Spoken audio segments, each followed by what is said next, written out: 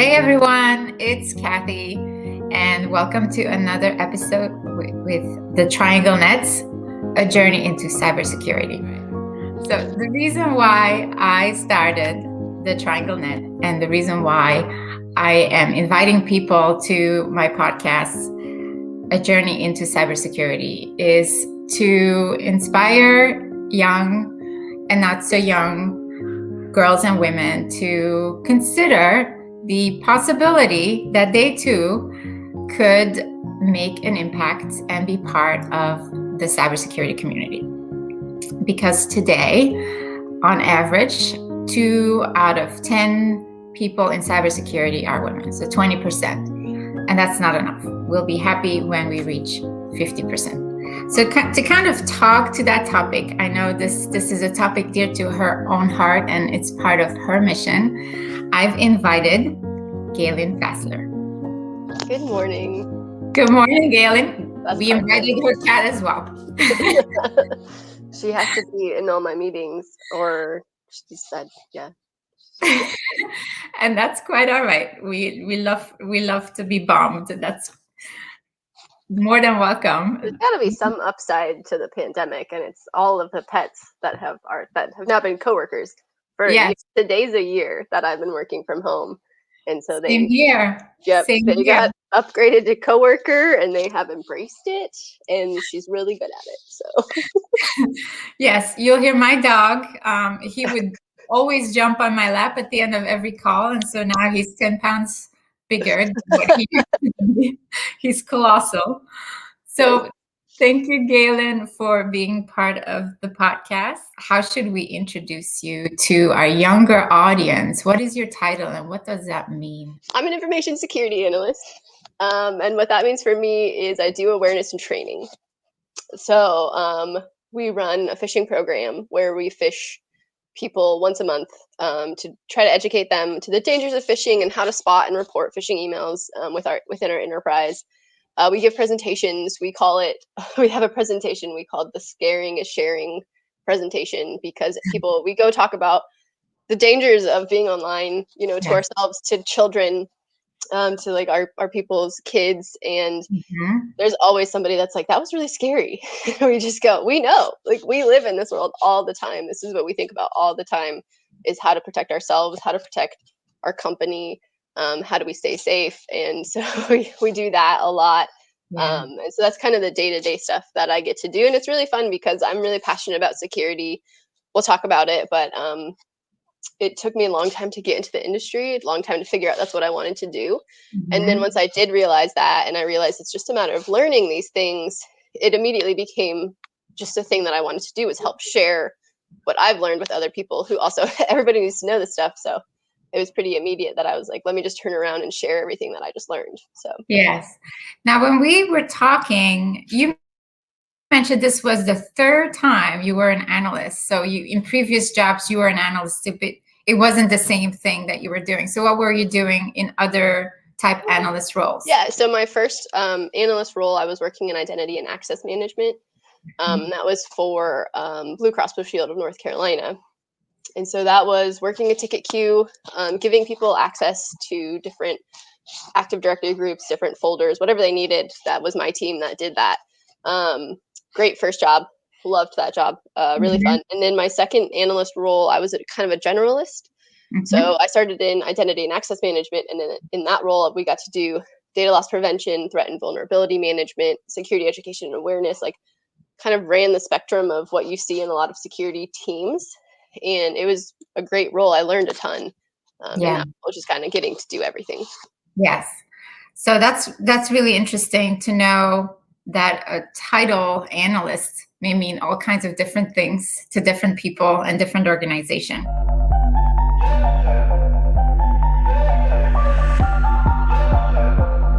Now, before we talk grown-up stuff, let's talk about Gaylyn, the kid, growing up. So where did you grow up and what were you like as a little girl? I grew up in Colorado, grew up just south of Denver. And as a kid, I was really shy, like, especially when I was little, I was really shy, like, don't want to order my own food at restaurants, shy, just like, didn't like strangers. And so it was kind of a process. I opened up eventually. Here we are. But yeah, little Gaylynn was. I mean, I was like around my family. I was funny, and I've always been really smart. But no, mostly I just remember being shy and having anxiety all the time. Yeah. And was that in middle school, high school? Like when did you kind of get comfortable in bigger public settings? Definitely, it started middle school. Like I kind of remember every transition into middle school, into high school, into college. I Mhm. opened up a little bit more. I got a little bit more confident. Um, Definitely, college helped a ton. Just being on my own. I went to the same university as my brother, so I always had somebody in case I needed something. But it definitely was it took change for me to Yeah. be more confident and like to enter these new situations and find out that I'd be okay in them and then go from there. Yeah. And what were your interests? Any particular interests at that time? Yeah, I played softball. So I was, and my brother played football. So we were just kind of jocks. Like we were a sports family. We dedicated so much of our time to training and sports and doing all of that. And then I always liked school. So, I always had good grades. And so if I wasn't practicing, I was doing homework or just watching TV or hanging out. I had some close friends that I still have, like, still friends with my high school best friend today, which is Mhm. awesome. So yeah, I think it was a pretty typical childhood, like just sports and hanging out and yeah. Yeah. And Colorado is such a beautiful place too to be outdoorsy. Yes. Yes. I used to be very outdoorsy. I played an outdoor sport, and when I moved here, I thought that I'd stay doing outdoor stuff, but I don't like humidity. So I'm inside like I miss Colorado for that, for being outdoorsy because I don't like it Yeah. here. Yes. Although Colorado just got dumped on with this massive amount of snow and Like the fourth largest storm in Colorado history is what I saw. wow, that's amazing. I didn't even know that. I just knew it was massive. And it was 70 degrees here. So It was. It's beautiful here, but again, allergies. It's a allergies. trade-off. Like dying. So what did you want to be when you were young? How did you imagine yourself growing up? That's a good question because I know it changed a lot. Like I remember probably the most consistent thing I wanted to be was a writer.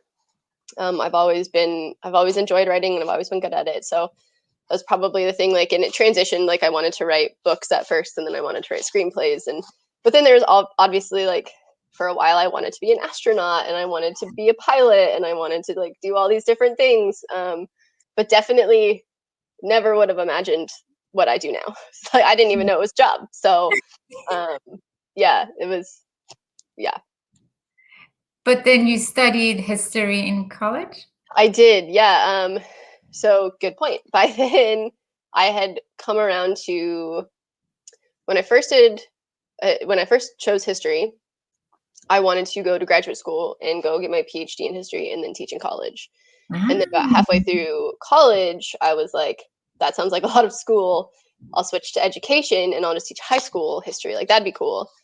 And then I was in high schools, and I realized at the time that teenagers terrify me.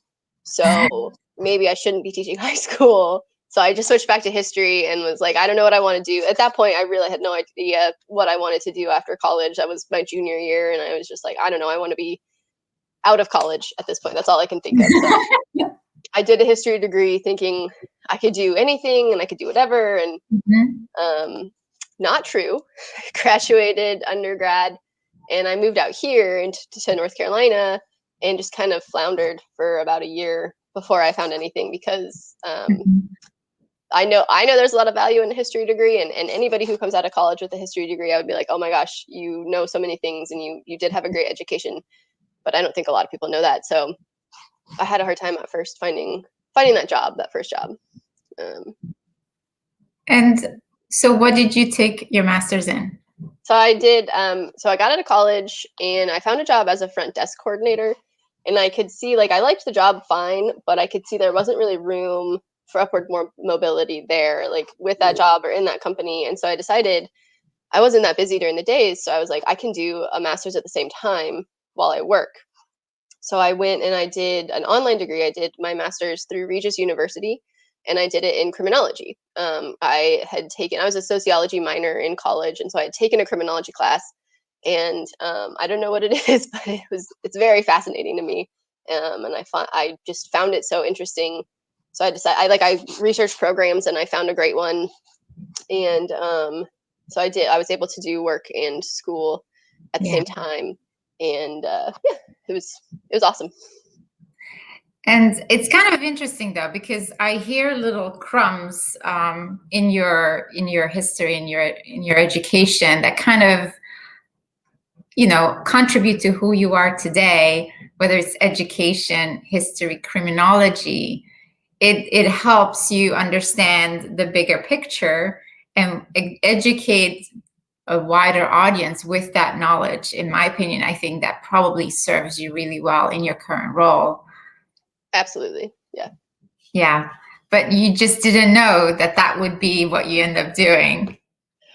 I had some inkling. So before I had started my master's, I had worked for a little while with Raleigh ISSA, which is an organization that you and I both are members of. I think that's actually how we met.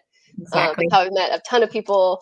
Yeah. And so I had worked with Raleigh ISSA. I had been introduced to it by a family member, and I had just helped them do some administrative work with their conference and monthly meetings. And so I knew what information security was when I went to do my master's. I knew great people in the industry, but I just still wasn't thinking that it would be the industry for me. I was like, no, I'm going to go get my master's in criminology. I want to go be like an intelligence analyst for the CIA or something. And so that's when I went and did my master's, but then still not thinking of InfoSec.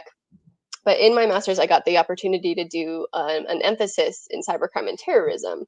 And that was my introduction. It was computer forensics and cybercriminology and all of that. So it was a really good introduction to the stuff. And that was where I first was like, oh, I just have to learn this stuff, and I can learn this stuff, and maybe I could work in this field. Yeah. So when I finished my master's, I still tried for a little while to go the intelligence analyst route, but it's even more difficult to get your foot in the door there. And so I was kind of thinking about, what do I want to do in the future? And I just kept coming back to information security because I knew I could do it. I knew I'd be good at it. I knew great people already, so I knew I'd have people to hang out with and people who I liked. And I decided to turn my focus to, let's try to go be in information security.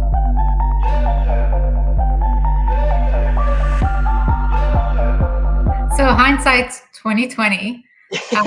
What are some of the lessons that you learned in school that weren't per se textbook? I would say some of the lessons that I learned in college are like finding your people, making sure that you have a good support network, making sure you have people who believe in you and who you want to surround yourself with. Probably the most rewarding part of this career to me is the people who I've met, the things that I've been able to do within this community. So that is something that's so valuable that it takes a long time to learn that lesson. College definitely helped me learn it, but it's been through this period of my life where I've realized the people, like, I need my people, especially now with COVID, being home for a year and I haven't seen any of you. Like, it's been on the one hand, it's been kind of nice to realize how many people I have to miss, and so many of those people right now are our InfoSec people, who we're not seeing each other. So I think that's probably the most valuable thing that I've taken away recently. I love that lesson. And to continue on that topic, growing up, who were your role models? Definitely a big role model for me was my brother. He's a couple of years older than me, and he, like I said, I was really shy as a kid, and he was pretty shy for a while, but he grew out of it way quicker than I did. So just kind of watching him like make friends and be really comfortable in who he was as he grew up, it always made me want to be like him. And of course, I mean, he's a great big brother, and we've always been close. So definitely, he's my most consistent role model. I think through the years, I was always kind of a teacher's pet. So I was very close with my teachers, and I always had good relationships with them. So every year, I had a role model there, but my most consistent one is for sure my brother. Yes. I so agree with you. Siblings have such a powerful influence on you. I have the same story. And some kids underestimate the value that they get out of out of a sister or brother or more than one?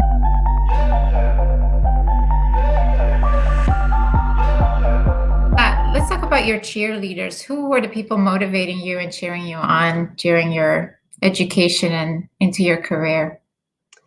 Definitely my parents and my brother again. Having those people, on the one hand, having expectations of getting good grades can cause a lot of pressure and all of that, but for us it was, they knew we could get good grades, and so it was expected, but it wasn't unreasonable, right? Our parents knew if we just did our homework and studied that we would get good grades, and so having that kind of innate faith in us was really helpful. Yeah. I felt for me, and it helped keep me motivated because I'm a pleaser also. Like, I want people to be happy with me, so that was really easy to just do what I was asked, and that's it. And then now as an adult, I find I have a lot more cheerleaders, which is interesting. Like, I would think as you get older and you're independent, you don't need that support as much, but I think it's just as vital now. So Absolutely. I've got a great study partner, Gina, who was your first interviewee, and I just watched her interview, and it's awesome. She's always, I've known her since before I got into InfoSec when I was still trying, and she has just always believed in me, and that's been so helpful. And then Rob Martin, who you also, I believe his interview should be coming out soon. Yes, he spoke very highly of you. If you ever meet anybody who doesn't like Rob, something's wrong, because Rob's the best. He's never not believed in me and in whatever I've wanted to do. He's always, Rob is the person that if you ask him for something, if you need something, he will show up for you every time. And that's so valuable. Mm-hmm. And that's not only are they my cheerleaders, like now they're my role models. That's who I want to be with my community also, is that person who I will turn around and help you however I can when you need it. So those are two big ones. And then I also have, I'm really lucky right now in my current job. I have an awesome boss who like has told me a million times. I've worked for her for a little over a year now, and she has never not believed in me and never not supported me. And this last year has been tough, and there's been a couple times where I've been really hard on myself, and I'm like, no, I know I can do better. And she's like, no, look at everything that we did this year. Like, you're doing an awesome job. And so to have that support coming from someone above you is so important, and has been such a blessing this year. Absolutely. And it's true, like you said, it's so important that you surround yourself with the right people. And not just growing up as a kid in school or the clubs that you join, but at work, you get to choose your manager too. It's not just that they give you a job and you have to consider yourself lucky. Exactly. You get to choose them too. And you have to be very wise in that decision, because you get to spend a lot of time with that person and that group of people that you end up working with. Let's talk a little bit about mentorship, because I feel like Rob Martin is one of those people who really sees himself as a mentor and is a mentor to so many people. Do you have any other mentors right now who are kind of helping you get to the next stage? Funny enough, my boss refuses to call herself my mentor, and I'm always like, she's such a great boss and mentor, and she's like, I'm just your friend. And I'm like, no, I'm pretty sure I'm learning a lot more from you, but okay. So that's funny that you bring that up, because I've been trying to go through my network and start developing these mentor relationships, because I've always had very informal ones, like with Rob, and then kind of peer-to-peer relationships, like with Gina. And so it's kind of interesting though, because I don't want to waste somebody's time. Like, I don't want to ask them to be my mentor and then not take advantage of their knowledge. And so it's a weird, like, I'm having weird imposter syndrome about getting a mentor, which sounds ridiculous, but it's like, I don't know how to ask somebody to be my mentor, and then like how to take advantage of their willingness to help me. And so but it's definitely on my roadmap of things to do this year, is to try to develop a formal mentorship with somebody to help me, because I do feel like I've got the support I need at work, and it's just a matter of helping the development along the way at this point. So yes, and I feel that sorry about the dog. I do feel that there's room for improvement around mentorship. it should be more accessible. There should be a way where you can just say, hey, I need a mentor. This is what I'm looking to learn. Who's Right. available? And vice versa. There should be a way for someone to say, I would love to mentor someone, but it's uncomfortable for me to offer mentorship because there's this whole bias in the workplace going on, and people are uncomfortable just reaching out to, men to women, women to men. It's people are so tippy-toeing around each other, not to be insensitive per se, but I think that if we were to just create something that makes it accessible and not as awkward, and just as a tool, a resource, I think everybody would be benefiting from that on both sides. Agreed. 100%.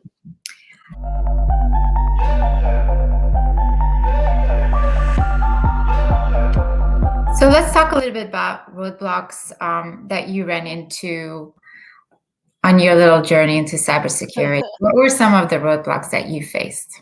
Honestly, I was most of those roadblocks. I was just I have a family member who works in this industry, and ever since I graduated undergrad, he has been telling me, or he had been telling me, like, you should work in this industry. You'd be really good at it. Like, you have great people skills, and that's what we need. And for so long, like I said, like when I went to grad school, I just thought to myself, no, I'm not smart enough. I'm not technical enough. I don't know enough about any of this to even consider being in this industry. And so I discounted myself for a really long time because I'm still not that technical. Like I obviously have grown a lot in that skill, but I always thought people who work in this industry, people who do like design, development, coding, that kind of stuff, were like the kids that you saw sit down at the computer and just like typed out stuff and figured out how everything works right then and there, and that wasn't me. And so for a really long time I was just like, no, there's no way, like I can't just sit down at a computer and understand everything that happens within it, so I can't do this job. And Yeah. then it's just a matter of learning, and I know I'm capable of that. That's never been something I've been bad at. I'm really good at learning. So it was still getting that confidence up, because even then when I got my first job, I had Security Plus, I had a master's degree, and I still got I was so anxious on my way to work every day that I almost got sick on my way to work, like every day for the Wow. first probably quarter that I worked there, because I just felt like, who did I trick to get here? Like, I don't belong here. Like, when are they going to realize that I shouldn't be here? So yeah, it's mostly been myself holding me back. But then that's been a process through doing a good job at work, and being just who I am. I'm a hard worker. I'm very smart, very friendly, and so it's been a process of just kind of having more trust in myself. And I definitely have taken advantage of opportunities since then. And I just got promoted at work. After less than a year, I got a promotion because I'm good at my job, and I'm not afraid of that. I'm not afraid of success. I think for a long time I was. So yeah. Yeah. And you touch on something so important. The reason why young girls already in middle school are not pursuing a STEM education is because they already are thinking, that's not me. I can't do that. I'm not good enough. I'm not smart enough, when they have the perfect same ability and skill sets and starting points than anybody else in that classroom.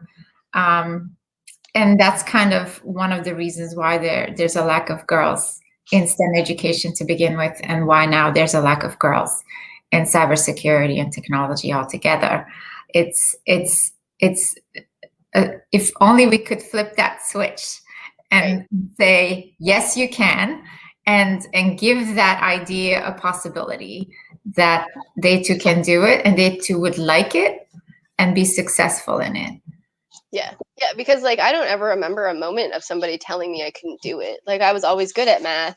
I didn't like it, but I was good at it. And so it wasn't that it was a moment where someone was like, you wouldn't be good in this field. It was just how I felt. It was just like, no, I have a feeling I'm not going to be good at this. Yeah. But that's I think a very systemic problem that we have in education, is it just, girls they're not engaged in it. They're not, like you said, they just don't think they can do it, and Yeah. nobody's there to catch them to be like, yes, you can, yes, you can. Yes.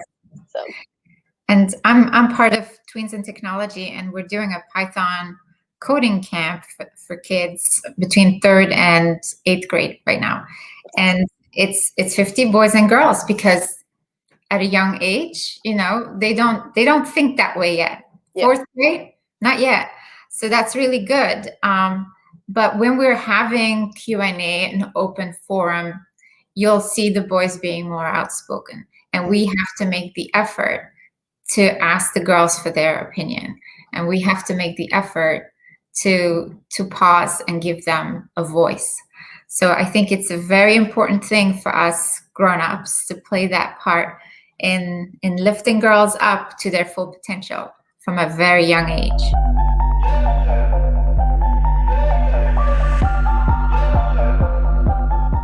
The getting into your first job or your second job, how hard was it to get that first job in cybersecurity? Hard. It was hard.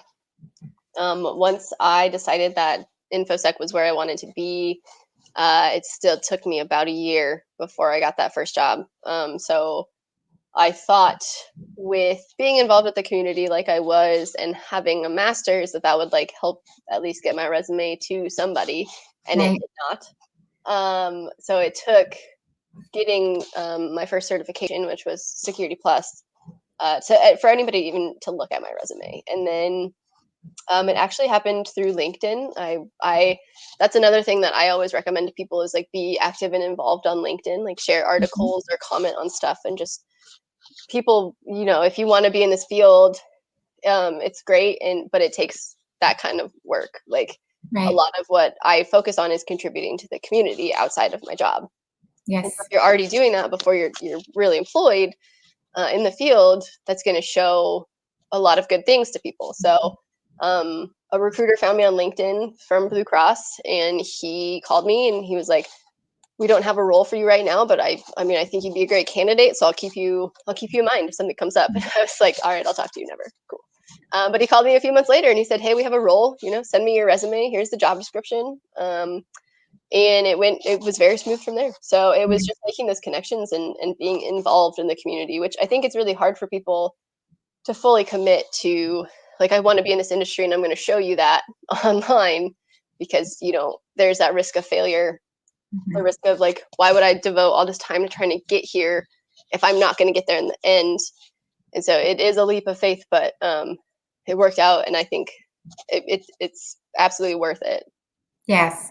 And to note, the Security Plus certification that CompTIA provides is definitely a good foundation. It's very comprehensive. And for anyone wanting to break into cybersecurity, this would be something that they can do early. This is not something they have to wait to be in college, or even at any age. This is something that can be accomplished, at least educationally.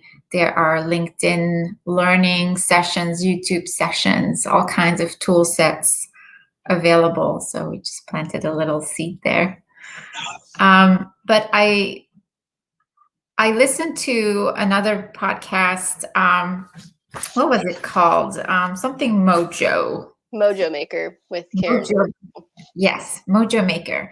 And something struck me when you were talking on that podcast. And it was about the hiring process. And something you just mentioned right now is that you kept sending your resume out, and you weren't necessarily getting a response to begin with. Mm-mm. And some people may not know this, but there is this thing called bias, and it's sometimes an unconscious bias. And there's actually been a study where the same resume, the same letter was sent.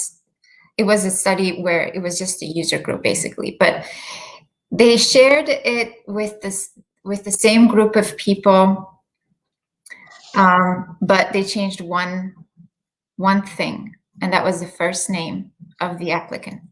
And one had a girl's name and one had a boy's name.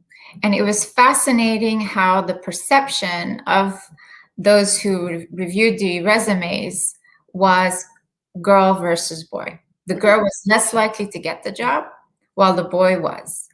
The girl was considered to be more obnoxious and overconfident or whatever it may be, while the boy was considered to be mature or worthy of this particular job. And it really begs the question, is there a talent gap? Right? Absolutely, no question. Because there isn't. You're the proof of that. Honestly. Okay, I see what you're picking it up. I do think there is a talent gap in some areas, but you do make a good point that it's not necessarily a talent gap, it's a bias. That you think people aren't qualified, even though they're plenty qualified. Yes. I think there's a gap in the process. Yes. Yes. And just to connect the dots, we talked about mentorship. We talked about that engagement between the grown-ups, the professional world, the educational world. There aren't enough pathways for young people to have access to the coaches, the insights, the professionals to kind of know what's needed to be learned to begin with, but also how to get that experience, how to build these connections at an early stage, and perhaps eliminate the possibility that just that little data point could be the reason why you're not even being considered. But I am challenging this whole hiring process. Yes. But it is a lesson to the little girls listening to us right now. It's, adversity is something to be expected. Adversity is to be expected by anybody, let's be clear. Yes. But it is not too late to anticipate it now and to prepare for it now. And I love how you are supporting others.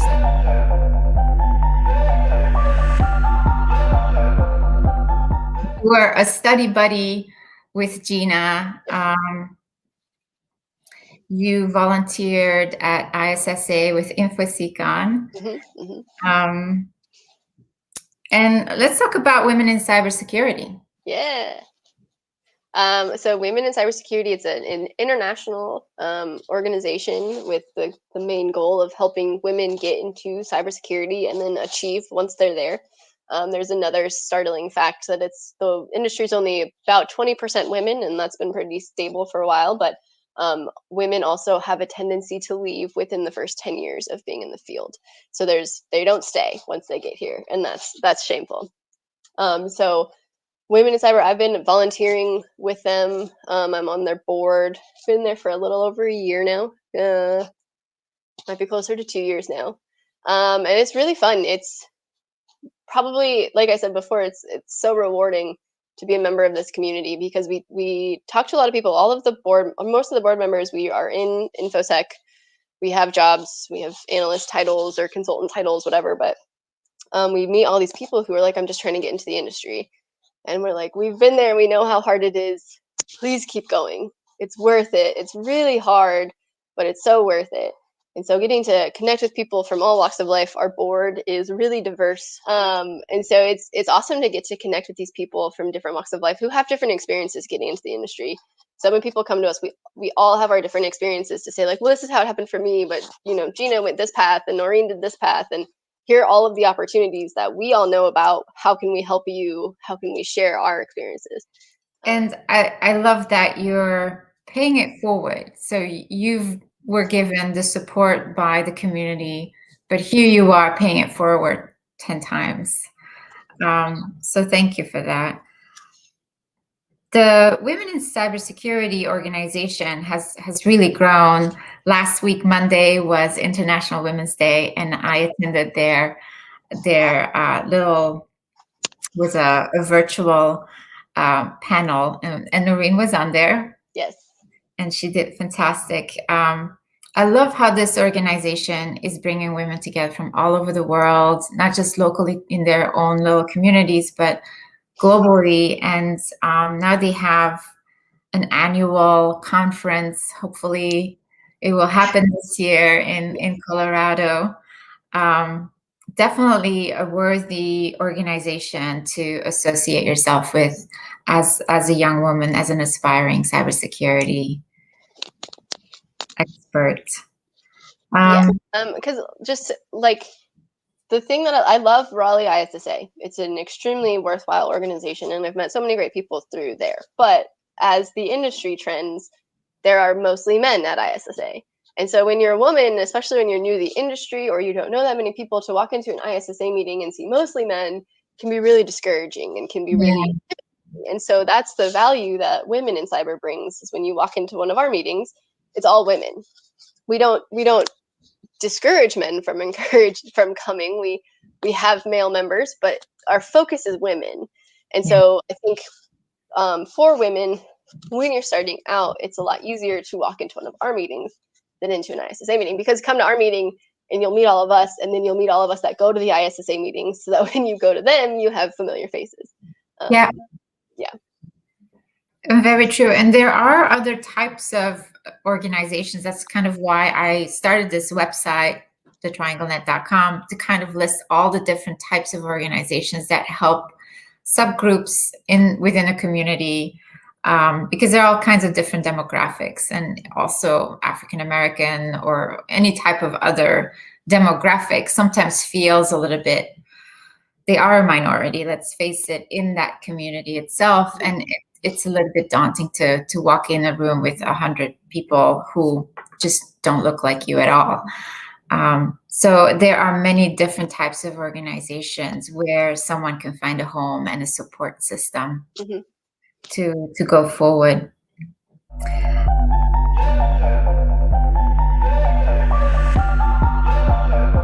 Let's talk a little bit about words of wisdom around cybersecurity. So what are the things that you like to teach about cybersecurity? You talked about scaring is caring. Yeah, scaring is sharing is caring. Okay. So that's actually one of our tenets of what we do, is that you can't teach everything all at once. You know, our cybersecurity knowledge there's a lot to know. And so we try to focus on a couple of simple things. So we always recommend get a password manager. Don't reuse passwords. It's like the worst thing you could do is reusing passwords. Get multi-factor authentication on any and all account that you can. Yeah. Because then if you've reused password, somebody still can't access it because they need your code. Be wary when you in your email, in your inbox. Like if you get an email from someone you don't know, it's okay to not click on links and to not respond to it and to just delete it or report it. That's something that we spend a lot of time on, is, you know, hover over the link. If there's a link in an email, just put your mouse cursor right over it, and you'll see where that link is really going to take you. And if it's not taking you to where you think it's supposed to go, then you should be suspicious. It's like trying to almost instill not paranoia into people, but kind of caution into people. Some people, you know, we run phishing campaigns and we can actually see how quickly people are clicking on links.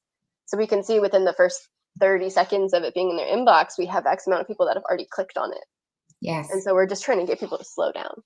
So yeah, that's our big three is password manager, multi-factor, and don't click on links. Like, yes. And there's been a lot of rumbling in the world of cybersecurity, because even cybersecurity organizations are now the target of the bad actors. And now that everybody's working remotely, many people are using the Microsoft Office 365 with a web interface. It's become an attack surface that is being exploited, and the human is actually the attack surface being exploited, because sometimes we're too rushed to, like you said, you have to slow down. We try to be so productive sometimes that we fall all over ourselves, and we end up clicking on things that can bring an organization to its knees.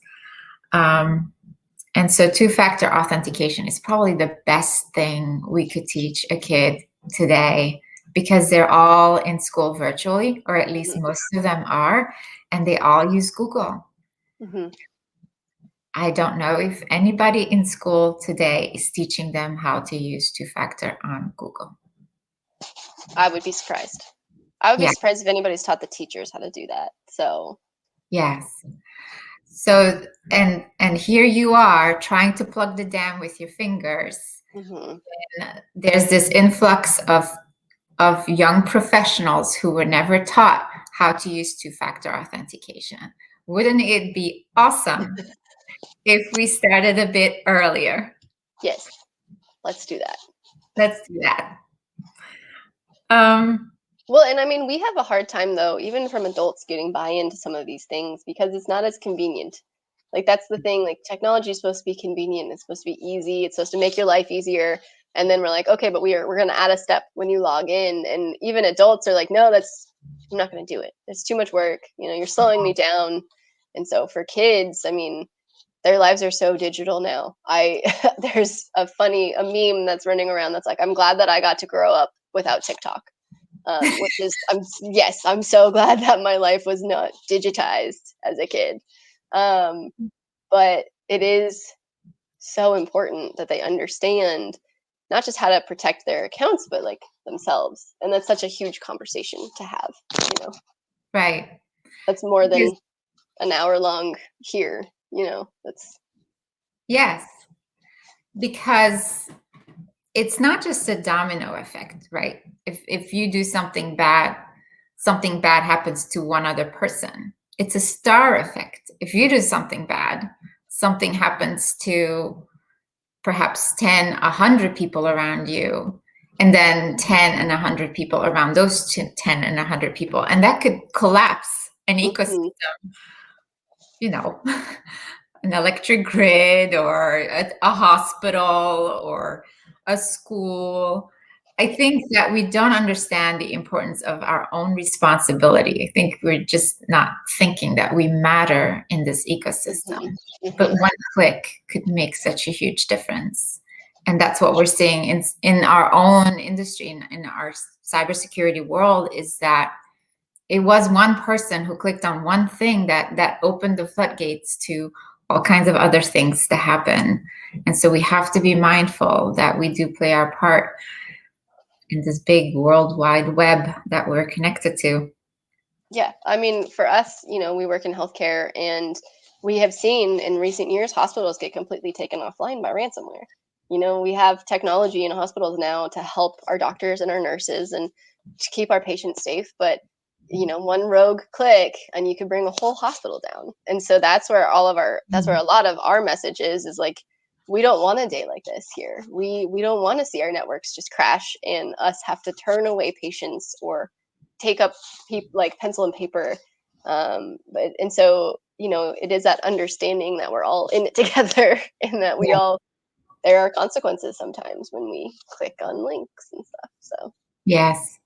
And it's so scary to think that if something were to happen to you or to someone you love, whether they were in a car accident and or somebody is having a heart attack or a mhm. stroke, and they're in the ambulance and they're being driven to a hospital, and the last thing you want to think is, is that hospital going to be able to take care of me? Will their X-ray machine or their MRI machine work?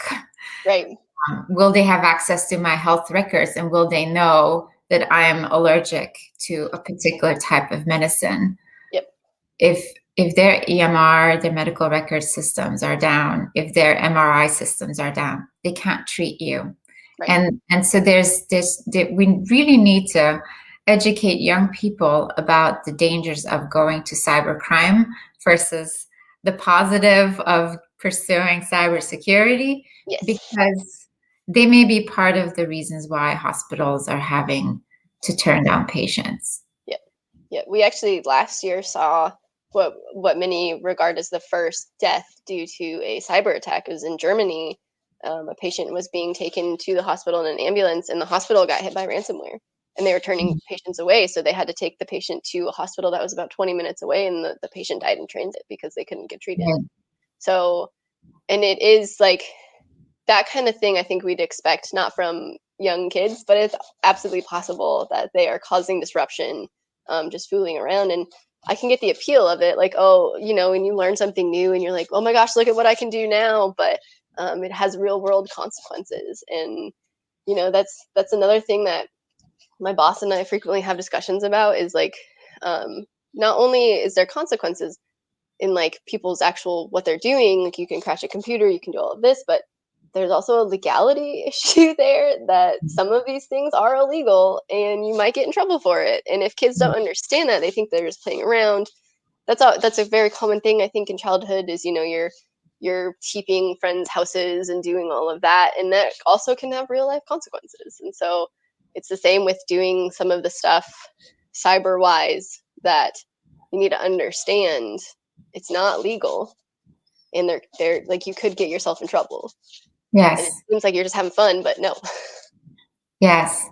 And the reason why I bring this up, because when I did some research about the cyber criminals that got caught, because they did get caught, these are on average young men in their teens. They're not even out of high school yet by the time they've committed a crime. Mhm. They've already had a negative impact on the world. The most notable and most recent one is a 17-year-old who brought some Twitter accounts, The Twitter hack.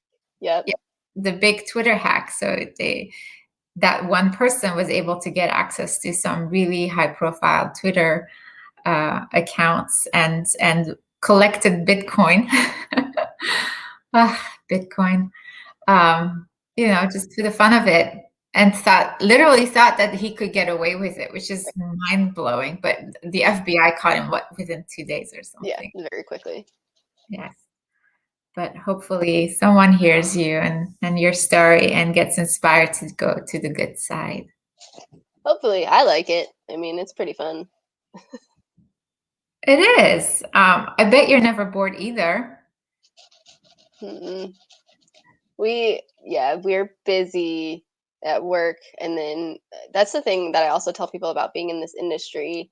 It's not a career that you just leave. You leave work at the end of the day, and that's kind of it. There's always more to do. There's always more to learn. I remember a couple of years ago, there was one week where 3 out of 5 weeknights I had something going on with a cybersecurity event.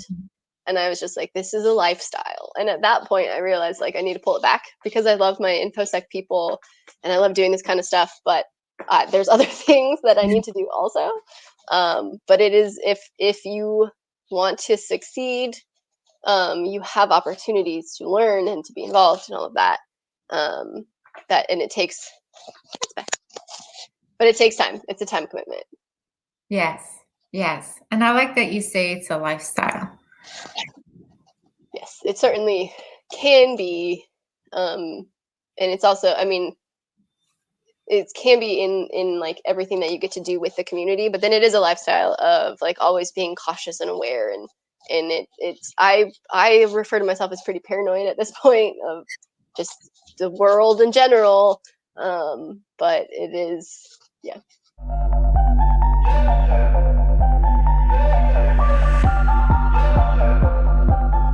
So let's talk a little bit about the future.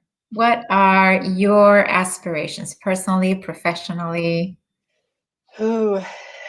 This is actually, it's really relevant to where I am. So the last few years have been focused on, getting that first job and then like making sure that I'm comfortable in the industry. And so obviously I'll still always be growing my skill set. Gina and I are about to start studying for another certification together. We're going to start looking at the cloud because that's so relevant, and it's not going away. Yeah. But then like professionally, my main goals are I want to be in a position of leadership, whether that's with the position title or not. I've had bad managers in the past who, and that made me want to be a manager so that other people don't have to go through what I went through with that bad management. And so I want to be in a position where I can help people and somebody that they can turn to when they're like, hey, I'm having a problem with this, or hey, I need help with this.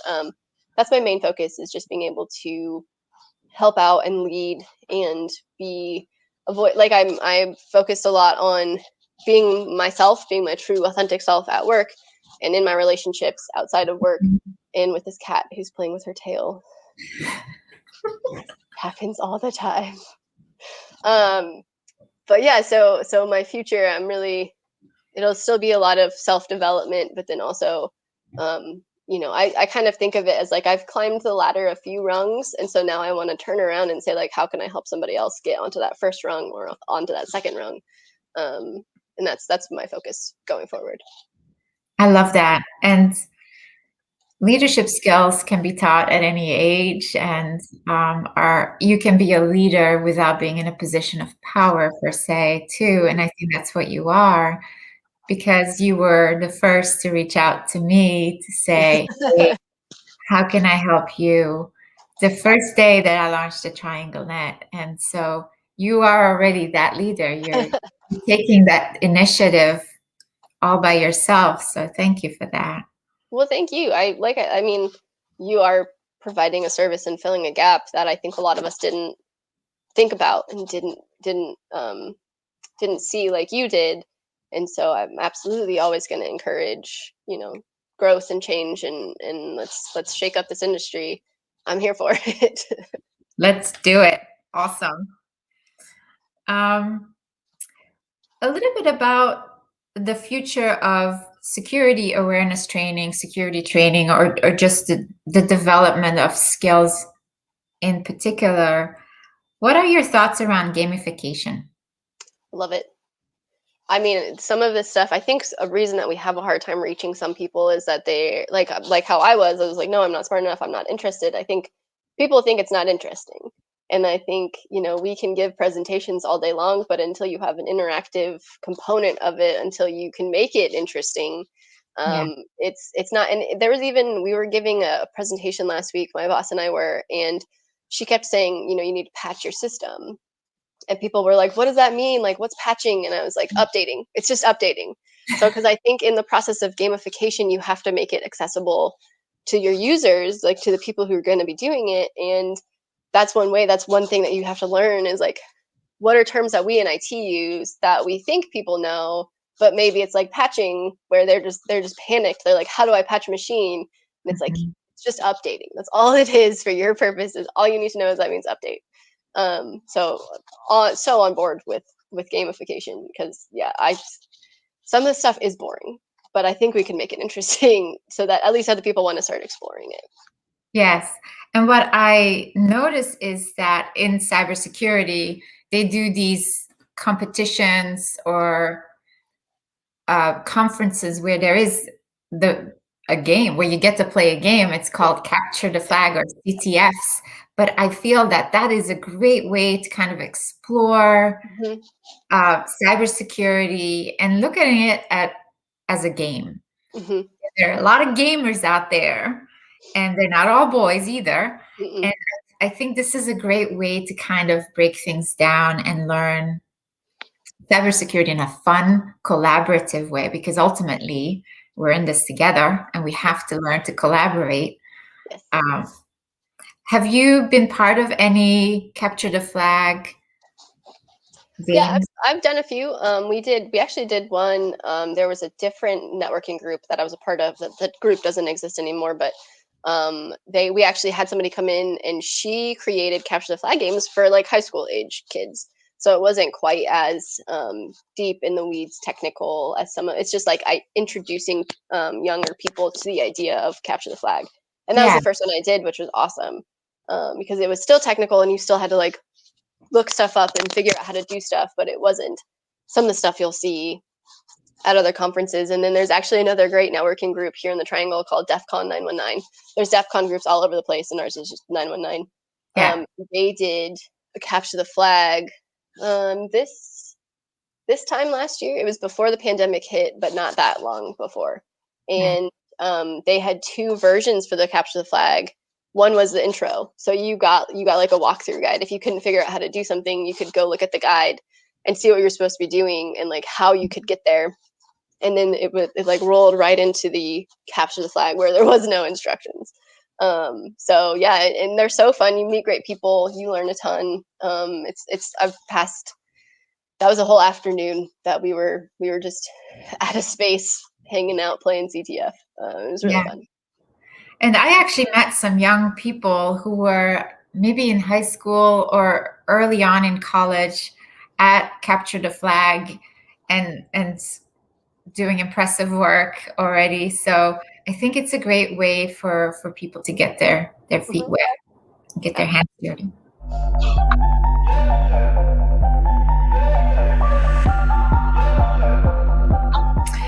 So about these young people, what do you wish for future generations? What do I wish for future generations? I wish that they get to.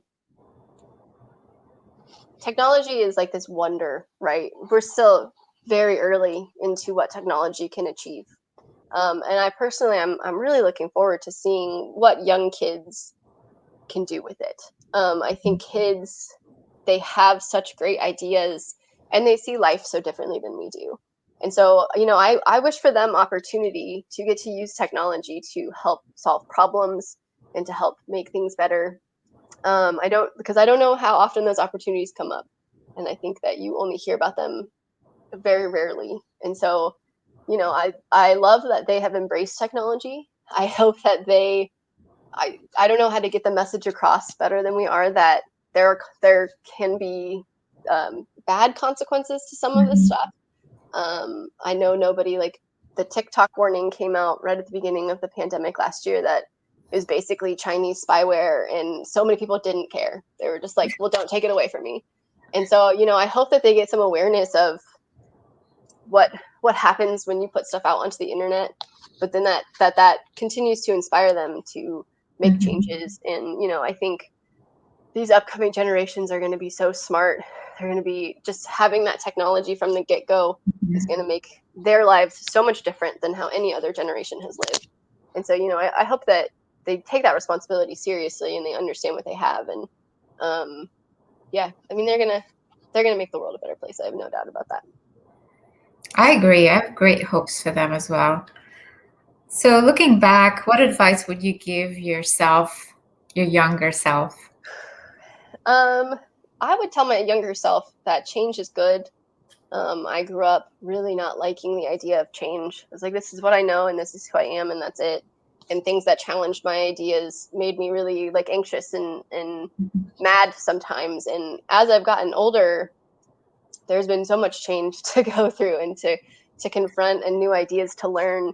And it's been such a gift. And so I wish that I could tell my younger self to be more open to learning new things. I think a lot of things would have been maybe easier for me if I'd been more open to change at a younger age. I would say that expect change, lean into it, embrace it. Because I'm a big believer now that things work out the way they're supposed to. And so when you're going through something and it doesn't feel like, or it feels bad and it feels like you don't know what's happening, it's going to get you somewhere where you're supposed to be. That's awesome advice to anyone. But yes, change is the only constant in our world. So better embrace it.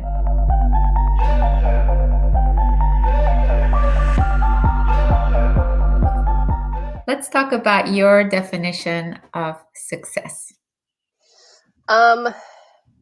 What my definition of success it would be for me, I feel very successful now. I like my job. I'm very supported at my job, and I have a great community. So I get to do things like this where I get to come share my experiences and make connections with people.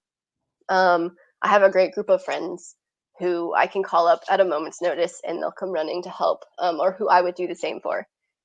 So I'm looking at my life now. I know that I still have a lot to achieve in my professional and personal life, but I already feel very successful because of who I've surrounded myself by and the experiences that I get to have. Even during this pandemic year, my COVID bubble has been a really close group of friends of mine. And so now we do Friday family dinner, like every week almost. And having those experiences and having those people, I know that I'm only going up from here, but I already feel very successful.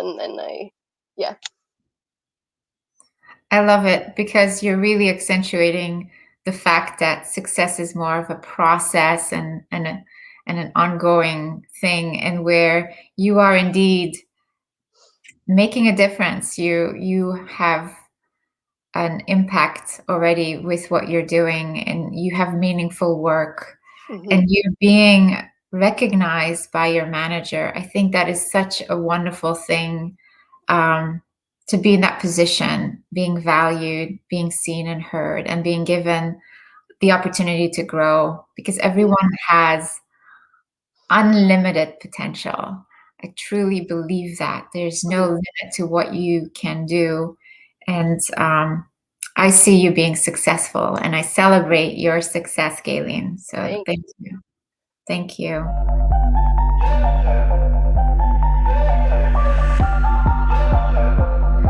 Um, I heard you say, where do you see yourself 5 years from now, your purpose, but let's bring it home for a second. What is your purpose? Oh gosh, what's my purpose? Do you mean like in career or life or both or either? Is there a difference? I think there can be. I think um, I think one of the things that I really like about where I'm at in life is that those two things intersect. That it's not just I don't have one purpose at home and one purpose at work. I am always trying to lead by example of sharing my knowledge, of being passionate and not being afraid to show that I'm passionate about things. Like I said, I have a few friends who are thinking about entering the industry, and so I'm immediately just like, oh my gosh, yes, how can I help you? Let's talk about like here's how I did it, and I'm happy to help. Do you need a study partner? Do you need this? And so I feel really lucky that that's the same thing that I get to do at work. Is that people actually am scheduling a meeting with a young person coming out of college who wants to get into security. And somebody reached out to us and was like, hey, can you talk to this guy about what it's like to be in the industry? And I'm like, absolutely, let's do it. And so I feel really lucky that my career has a purpose, that I don't go to work every day and feel like I'm just a number or a cog in the machine, and that what I do at the end of the day wouldn't really matter if somebody else was doing it. It matters that I do it, and it matters that I do a good job at it. And so I feel like my purpose is to share what I know and to help lift up others around me. And I am just lucky that I get to do that in both my personal life and my career. Is that I'm trying to help people be better, be more secure, learn, and it's easy because I'm passionate about it, and it's getting to make those connections is really what life is all about, is connecting with people and sharing. And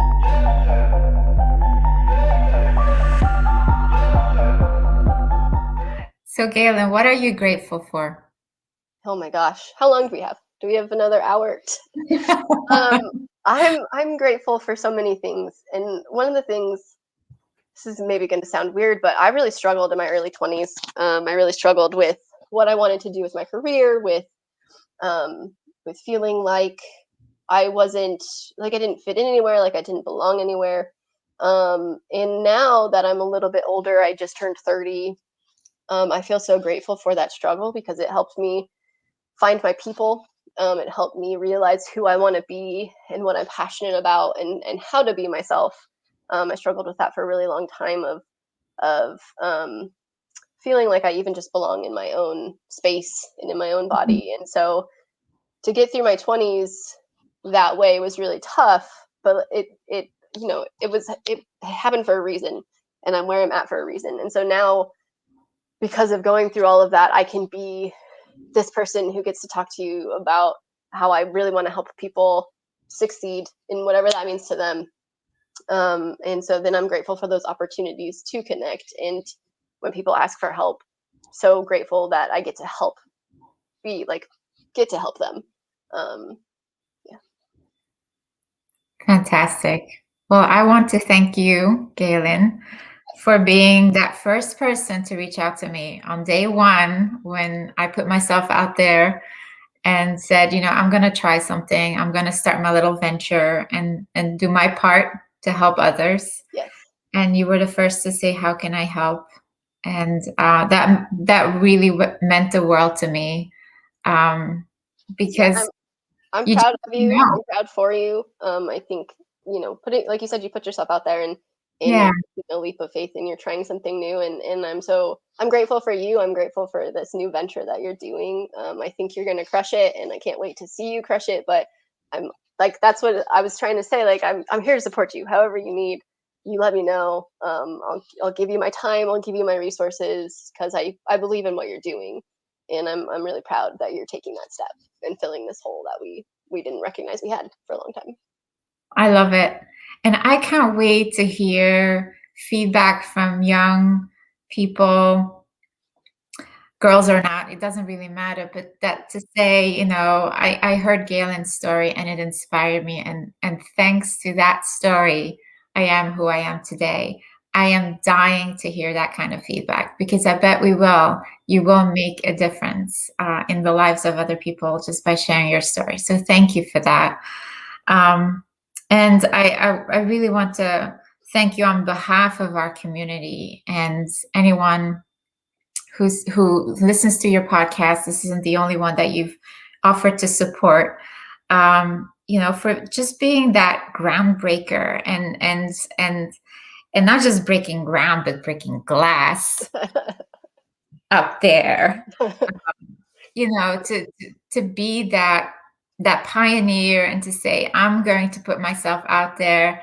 The little shy Gaylyn grew up to be a groundbreaker for other women. And I cannot tell you how grateful I am to hear this story, to share it with other people, and to help young girls realize that they can too be whoever they aspire to be, and to just engage wonderful role models like you, to be a mentor, to be a coach, to just be heard by. And so thank you for being that voice, for being the cheerleader for all of us, and for the noobs, including this little noob right here. I really thank you for living my favorite credo, which is empowered women empower women. Yep. Open the door and that's yesterday was Ruth Bader Ginsburg's birthday, and obviously she's passed away. But that's something that I always think of is, she opened the door for so many people, and didn't just open it, but took it off its hinges so that other of us could walk through it with her. And that's kind of how I'm trying to model myself. Fantastic. Keep kicking that door. Thank you so much. Thanks, Kathy. Thank you.